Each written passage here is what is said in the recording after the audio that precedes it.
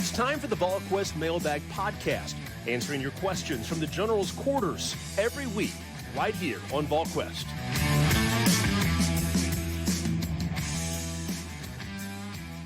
Good Thursday, everyone. Welcome to the Volquest.com Mailbag Podcast, presented by our friends at Smoky Mountain Organics, East Tennessee's most trusted health and wellness store, focusing on the natural products and organic remedies for a variety of ailments that you may be suffering with. That is Smoky Mountain Organics. You can check out more at SmokyMountainOrganics.com or visit one of their 4 locations in person in East Tennessee, 3 in Sevier County, 1 in Knoxville, across from Trader Joe's on Kingston Pike, just down from West Town Mall there in West Knoxville. With Austin Price and Rob Lewis, I'm Brent Hubbs. Glad to have you along with us on this mailbag edition of the podcast. And guys, I'm going to ask a mailbag question first. Give me your initial thoughts on the news Wednesday that came out that Adidas is officially entering the NIL game. I mean, I think it's not a surprise at all.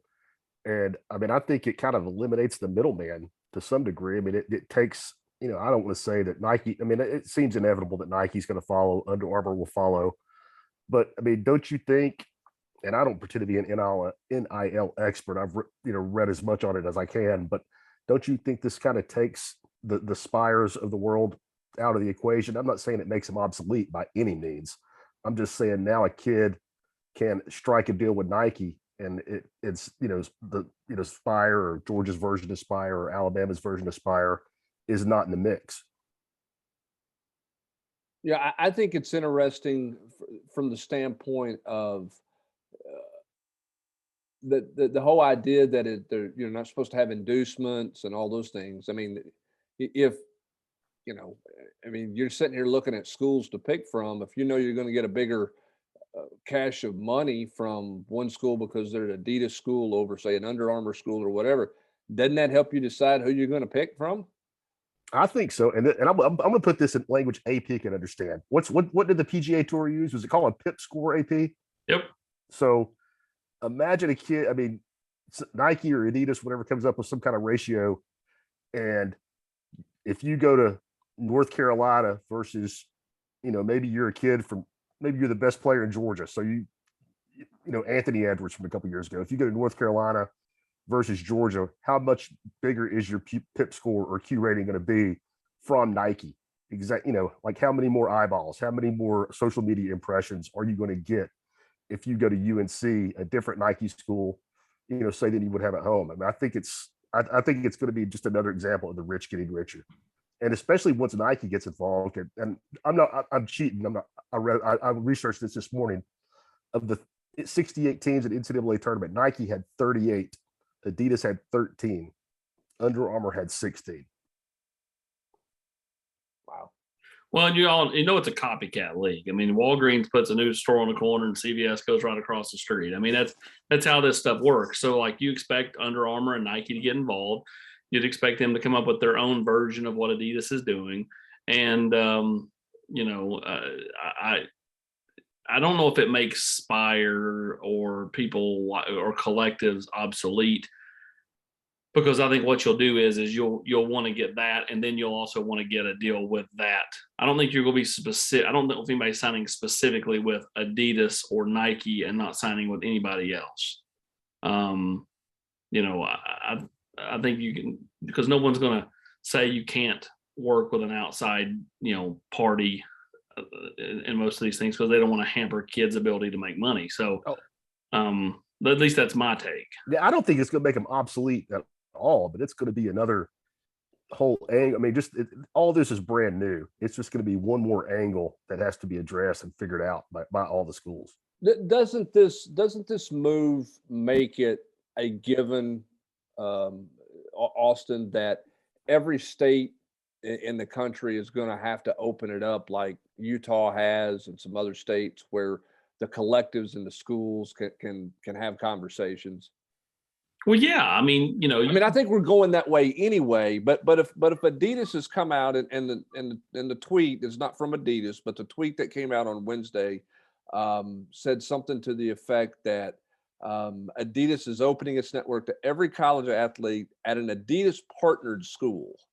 Okay. I mean, at some point, don't we have to get away and everybody gets on the same legislative opportunity to where there's dialogue that takes place between collectives and schools? Yeah, I mean, like right now, Tennessee technically doesn't do that. But they're also trying to change the legislation in the state. Nick Saban got the legislation changed in the state of Alabama, right after signing day.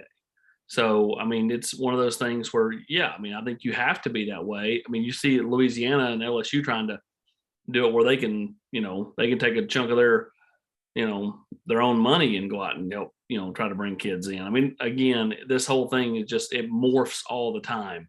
What it was, in July versus what it was in October versus what it is now are all different things. Yes, I did Birmingham radio on Monday Tuesday with Cole Kubelik and Greg McElroy. And Greg McElroy said, he goes, I don't know if the rumors about Nico getting all this money are true or not.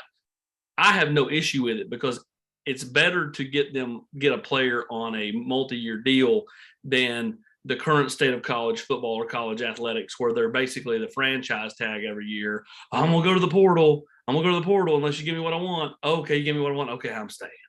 Next year, I'm going to go back to the portal. Like it's like, and I thought he brought up a good point. I mean, like, you don't know what's true and what's not, but I mean, like, there were several instances back in January or February of player X, headed to the portal or did go in the portal and then quickly came out once they got what they wanted. Yeah, I mean, and again, I mean, I think multi-year things are going to be, particularly at the quarterback position, that's going to be a given. Final thought on the Adidas thing before we get into the questions here.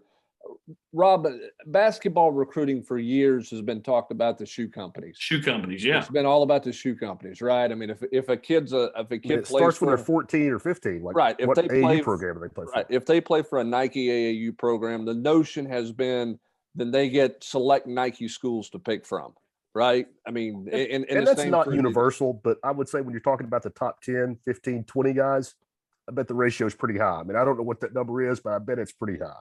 So with that being the case, or the notion out there, does this move by Adidas with NIL, which we believe Nike and Under Armour are going to follow, does it have a greater impact on basketball than it's going to have on football, Rob? I think it does, just because the smaller numbers. And Hubbard, I bet this will impact basketball and football. I bet you it's a matter of time before we see an in-house liaison that works for Nike that's on campus, that, like, when you come and take your official visit, you sit down with this guy, like, here's what your Q rating is. Here's what you get, theoretically, if you came to Tennessee from this Nike deal, or, at school at South Carolina from this Under Armour deal or whatever. I bet that's not far behind. Yeah, I just feel like that because of their grassroots relationships at the younger age and the relationships they have with people, it's going to have a greater impact in the sport of basketball, at least on the front end, than it is going to have on the sport of football. I think that the biggest thing that comes out of this is exactly what you said, Austin, and this is morphing into something new every day. This is another part of the toothpaste being out of the tube that you can't get back when you've got large money corporations getting involved in this on a national scale. Being ahead is almost impossible at this point because it changes every day. And it says a lot about the collectives out there who have had a plan and have a plan in place, because it feels like a lot of people are trying to catch up to getting something in place, and then that's changing every day almost with the new rules and things that are coming out there. And I'll tell you another thing, Hubbard. I think, and I said it before, I mean, I think it's going to be the rich get richer, and I don't think this hurts Tennessee at all when you talk about the apparel companies getting into it. I mean, where does Tennessee rank in apparel sold? It's top 10, if I'm not mistaken, nationwide. And I mean, it's going to be further separation between the haves and have-nots in college athletics.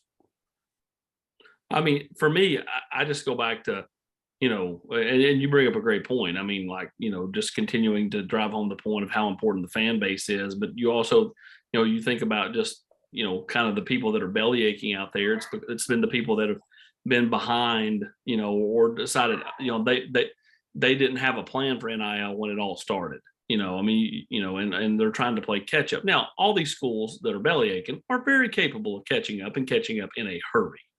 But I think that, some of these coaches, they are very cognizant of, what it's going to do to the locker room, and I mean, it kind of is what it is. And the sad part is all these kids, they all talk.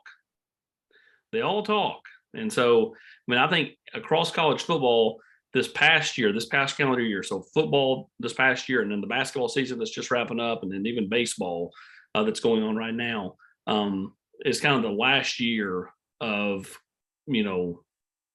the true infancy. Starting this fall, there's going to be so many players around college football that are on 6-figure deals or a 7-figure deal, or even, high 5-figure deals that, to me, like the camaraderie, the jealousy, the chemistry of everybody in every sport is going to be really tested. Yeah, I don't think there's any doubt. I know they're kids and it's kind of apples and oranges, but I mean, that's no different than an NFL locker room. Oh, 100%. Patrick, I know they're kids and it's different, but they're also, when you're talking about football and basketball, playing sports that generate millions, tens of millions. The quicker that a lot of these players understand that offensive tackles and quarterbacks are going to have more NIL opportunities than offensive guards and linebackers, the better. The problem is kids just don't see it that way. Like they think they all ought to get the same, and it just doesn't. Life doesn't work that way. Well, and you've had kids around the country who have indicated, hey, I will stay for another year if you pay me what my 4th round draft pick money would be, or whatever the case may be. The reality is that's not the equivalent. I mean, you know what I'm saying? That's not how it works. The quarterback's not getting his equivalent of the 1st round money, right? If he stays, right? You just go on down the list, right? You're not staying. It's not apples to apples there from a financial standpoint. And I think the quicker you can get to the point where there's some open, if you're the NCAA or your state legislators or whatever, I think the quicker you can get to a point where there can be some real open dialogue about things on campuses so that kids understand how things are slotted, what this is. It's not the equivalent of an NFL draft pick salary and that type of thing, and show some of these kids that, the center doesn't make the same amount of money that, a Derrick Henry makes or Patrick Mahomes makes, and those types of things. The faster you can get that education element out there, I think the faster it will help locker rooms around the country in all sports at the college level. So we'll see. An interesting move by Adidas that surely all the other apparel companies will follow, and we'll see what that amount of money looks like moving forward as we learn more about that deal. All right, let's get that'll do it for the Volquest.com mailbag podcast. We'll talk to you next week. No, we've got some questions for you, AP. We'll get to as many of them as we can. Let's get to this one. It piggybacks right off what we have been talking about. Did the price just go up for every quarterback Tennessee recruits moving forward? If these guys are making big time money from now on, do they still live on campus dorms? What's that dynamic? What's the dynamic in the locker room? Is it possible to remain a normal college kid with millions of dollars in the bank? Do you think the players deserve every penny but can't deny? I think the players deserve every penny but can't deny that it changes things. Obviously, it's a lot of what we've talked about. The biggest question out of that is, Austin, I think if you talk to everybody around there, quarterbacks are going to be seven-figure players at the Power 5 level if you're a quality quarterback. I just think that's going to be a given, don't you? Yeah, I mean, I do. Again, not all are the same, not all are equal. And again, who knows exactly what Nico got? That we know what's rumored. Everybody saw that number. It's the talk around college football. But proving it is a totally different, scenario. So, but you got a quarterback at Alabama who's making 7 figures. I mean, the precedent is everybody expect Arch Manning to have a 7-figure. I mean, the precedent is starting and is being established that the quarterback's going to be the highest paid player in college football if he's a top flight quarterback. Yeah, just like it is in the NFL, as Rob pointed out. So, there's no doubt about it. it's one of those situations where, everybody's got to come to terms with that. But I don't know if whatever Nico got, the next guy they recruit doesn't necessarily mean they're going to get the same thing. No, I agree. But I mean, we're just starting a precedent where a lot of players are going to have a chance to make a lot of money around the country, not just in Tennessee, but around the country as NIL continues to grow. All right, Volunteers 52 wants to know, Brew McCoy going to do something this weekend? Does Tennessee lead for Steen? And what is your feel for the UCLA kid? Will he come from out west or stay out west? What was the part about Brew McCoy? Is he going to do something this weekend? I don't know if he does anything as far as commit this weekend or not. As far as Steen, we'll see if Tennessee gets an official visit. I still think they may in the month of April. And then the last question, Mitchell Agood will come here the next weekend, and we'll see. I mean, he's been 3 other visits, and we'll see what happens with that. A couple more recruiting questions quickly to get to here. Will Fong said Tennessee may be in pole position for Tate. Do you see that being the case? And what are some offensive linemen that Tennessee's in a good position with now that Nico's committed? And if Deshaun Bishop waits too long, could he get passed up by better running backs out there or higher rated running backs? I don't know if they're in the pole position. Again, like Steve also had Nico going to Oregon too. So, I mean, like, again, and I consider Steve to be the best out there. I mean, it's recruiting. It changes on a dime.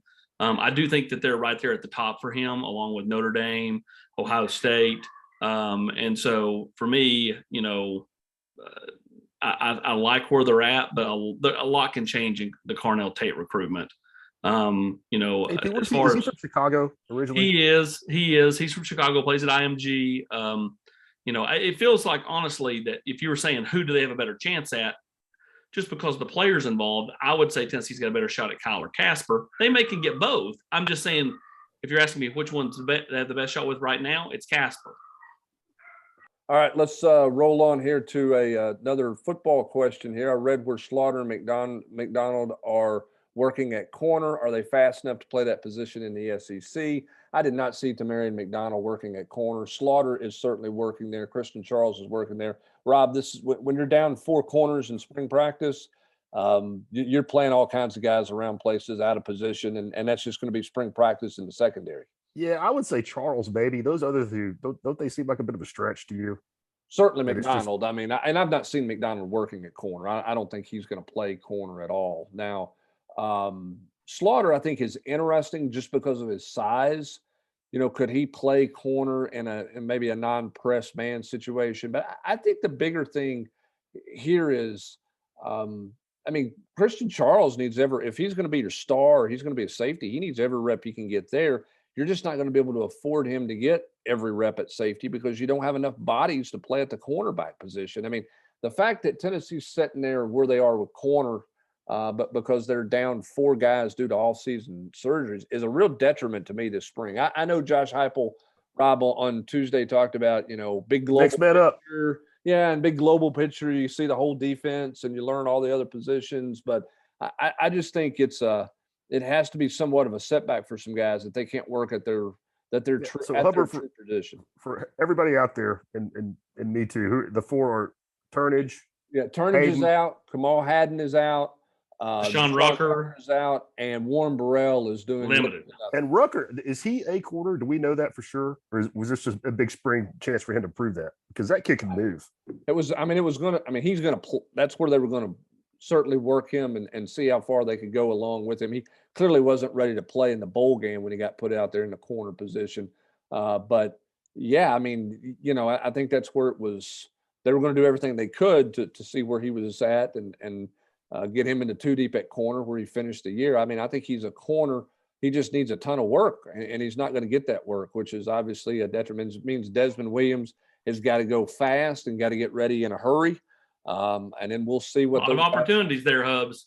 Well, for him, it's going to be every rep he can physically handle. The question is going to be how quick can they get these other guys back for the summer off season, and what's their adjustment like there. When you talk about this team going into the fall, there's going to be a question about outside receiver, okay, because they're going to be a little bit unproven opposite of Cedric Tillman. There's certainly going to be a question at tackle on the offensive line. Do they get settled in there? But the biggest question for this team is going to have to be the cornerback spot, because they're going to get no answers this spring at the cornerback spot, in my opinion. It's this year's linebacker. Yeah. You know, it really is. I mean, it's 100% right. Vol, since 1996, has Joe Milton looked like he's made any progress throwing? Saw him throw for about 8 minutes, so looks like it did last year. He got a great arm. Well, I mean, what is it when there's 11 guys on the field? I don't know. Also, is Jawan Mitchell full go for spring practice? I think Mitchell is. I mean, he was out there, right? yes. And so, I think he's pretty much a full go. I'm not saying Joe Milton's, bad, but I'm not going to sit here and say Joe Milton's changed dramatically either, and getting to watch them throw for a couple of periods the other day. I don't see that being the case at all right now. Ask me in a week, and then, or 2 weeks, I may have a different answer for you there. Anthem wants to know, when do we start seeing defensive recruits commit? Pretty sure the offensive dominoes are coming quickly. How many wide receiver spots does Tennessee plan on taking in this class? AP, we'll start with those two. Well, I mean, I think you'll see Caleb Herring come off the board sometime in the next, month. I think Jeremiah T-Lander in Tennessee are, in a good spot. I don't know if he's going to do anything until probably, June, right around there.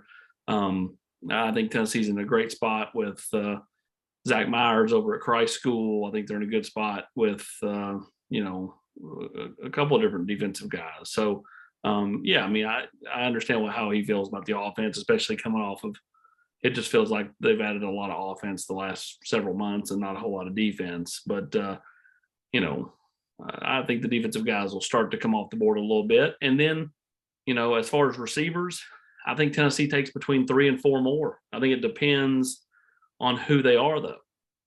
I mean, you got to think about you got Casper, Noah Rogers, Carnell Tate, Devin Hyatt, Shamar Porter, Justin Brown.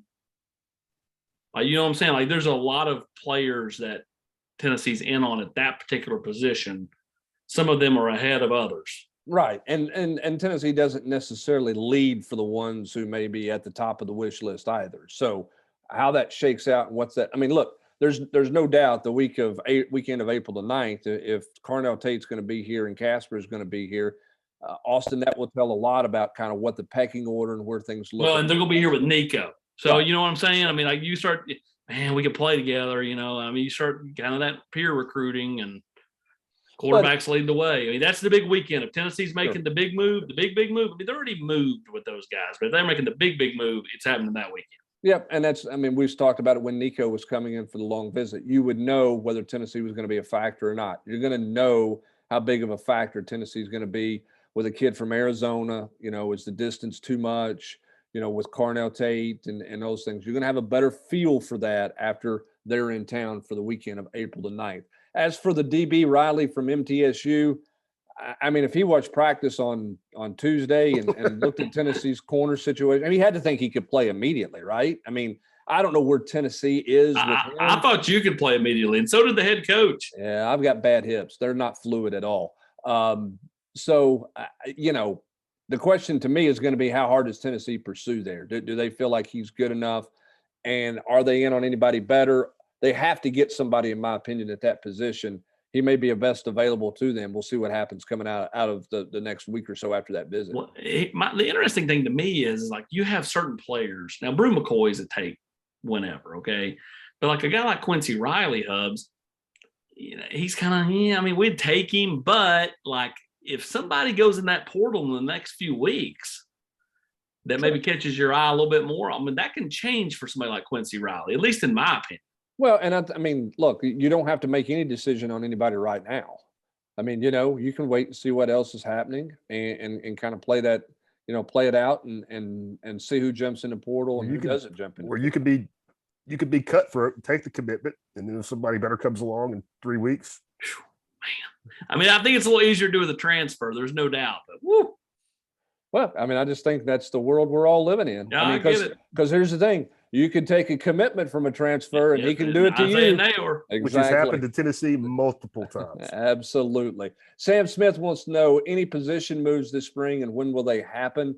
I think they'll cross-train and move some guys around. But, Rob, when you look at this roster, I don't know that anybody flips from one side of the ball to the other. I mean, if they didn't do it to start spring practice and start working those guys in the offseason, I mean, I think we all looked at, the running back to linebacker shift or possibly, one of the Jimmies, moving over. I mean, if you just didn't do that out of the gate, I mean, I just don't see it happening now. Do you? No, I mean, I think it's very hard. I mean, I thought it would have happened. You might could do it 2 or 3 weeks into spring practice just to kind of get that half and half look. Aren't you really surprised? I mean, if it was going to happen with Holiday to corner, as a lot of people thought, or what, I mean, with all the guys that are out, it just seems like you would have started off that way. I don't disagree, unless he gets 2 weeks in and goes, man, I got to make this move. Yeah, we'll see. I mean, you never know if something happens injury wise, whatever. But I'm with you guys. If you're gonna take a look at a guy, you really wanted to take a look at him. I think you would have started spring practice because it's much easier to let them work half of spring practice at a new position to start spring and then flip them back where they're more comfortable, if that's what you want to do in terms of vice versa. I think so. We'll see. I just don't feel like anybody's going one side of the ball to the other right now. Safe to say that NIL will become a massive headache for head coaches to manage. I can't imagine the split in the locker room if the number 3 receiver is barely scraping together gas money while the number 1 receiver is cruising around town in a free Mercedes, or even worse, the free Mercedes guy is the number 3 receiver while the under the radar number 3 star has no money and is leading the teams in reception. Seems like a lot of potential animosity for coaches to manage. I think we all agree this is a challenge. We've talked about this across the board. Do you think it's a challenge to manage in one sport more than it is in another sport? Hey, let's all take our heads out of the sand. You don't think, I mean, I'm not saying it ever happened at Tennessee, but you don't think in college locker rooms for years and years there have been kids who had their pockets full of money that told what they got, and their teammates knew what they got to come, and the second string guard was putting together pocket change to go out and eat. I mean, it may be more extreme now, but come on, those disparities have been there forever. Well, it's made worse by the fact that now you can bolt and there's nothing to tie that holds these kids down anymore, because they can go the one-time transfer. They can go get NIL, mamas and daddies can pick up the phone and call collectives or call coaches and say, if my baby don't have something by next Tuesday, I mean, and they're out of here.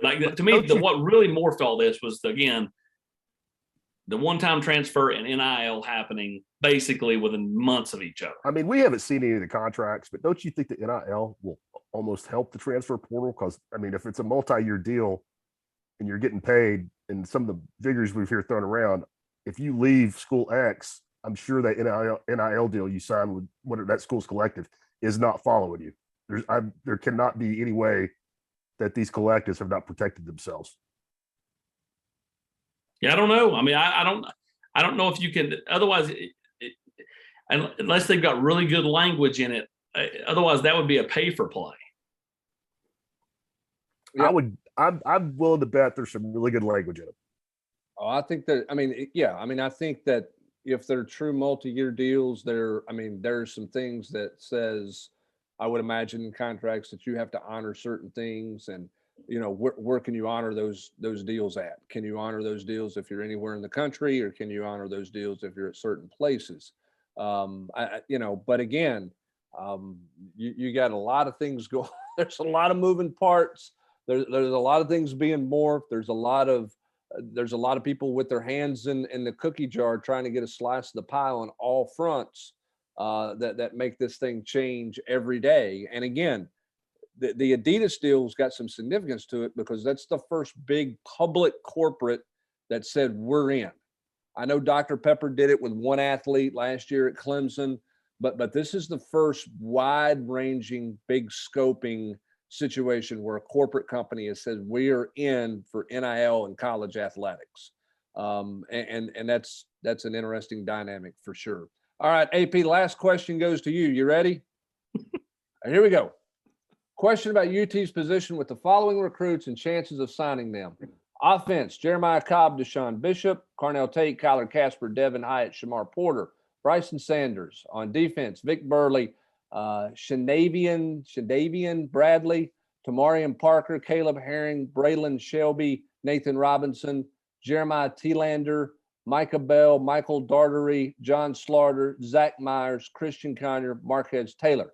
Will UT likely sign 25 or save some for the transfer portal? If the players are signed from the transfer portal after spring practice, do they count towards the 22 or 23 numbers? Hubbard, I want to stop you right there. That's too much for a free podcast. I encourage everyone to sign up for the email list. AP goes in depth on all those kids. It's a good read. I think you guys would like it. Who asked this question? And if you want to be a part of that email list, the email address you need to send to subscribe is freeapgolfexclusive@gmail.com. Sadly, Fly private. Sadly, somebody who actually has that email account will get an email. Obviously, we're running out of time. We can't run through every play. We've mentioned a lot of these guys. Okay. I don't remember who asked this question. Ferris, Tennessee asked this question. You know what my response is to Ferris, Tennessee? Chili for asking such a ridiculous. Oh no! Come on. All right, go through them one at a time. No. We don't have time to go through everybody. It's okay. I'm gonna do it. Trust me here. Let's go through it one at a time. All right, here we go. We gotta go quick. Jeremiah Cobb, Deshaun Bishop. Cobb, they're in it, but not the leader. Bishop is in no hurry. If he had to choose right now, I think it would be Tennessee. Purdue's the other team there, but it's okay. Tennessee's not in a rush anyway. Keep going. All right. Carnell Tate, Kyler Casper, Devin Hyatt, Shamar Porter. I think we've talked about a lot of those guys. You want to move on to the offensive lineman? Devin Hyatt, I think, would love to do something. We'll see if Tennessee wants to do something there right now. Shamar Porter, I think, they got to get him on campus first, but I think he's willing to listen. We've talked about the other two. Go. I need a TikTok gift for you right now. Bryson Sanders, here we go. LSU's in it. I still think Tennessee's the team to beat. All right, Vic Burley. Tennessee, Clemson, right there at the top. Going to be back up here this spring. Shadavian Bradley. Oh, hold on a minute, Hubs. I about hit a something going across the road here in Arizona.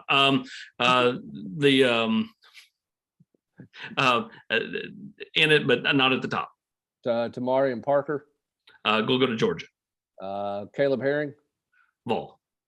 Braylon Shelby. In it, but not at the top. Nathan Robinson. I think Tennessee's in a really good spot. Kentucky, the other contender there. I think so. Yes. Auburn going to be a factor or no? No. All right. Jeremiah T. Lander. Vols lead, June decision. All right. Micah Bell. I don't know a whole lot there. All right. Michael Dartery. Vols in it, but not at the lead. John Slaughter. I think Tennessee's making a strong push there. I think Tennessee is right at the top for him, but they're really pushing hard there. Zach Myers. I think Tennessee will get Zach Myers. Christian Conyer. I think Tennessee's going to get Christian Conyer. Marquez Taylor. I think it depends on, again, if he comes back to camp, how he camps, and what's he play. He's not a running back. And so to me, he's kind of a tweener.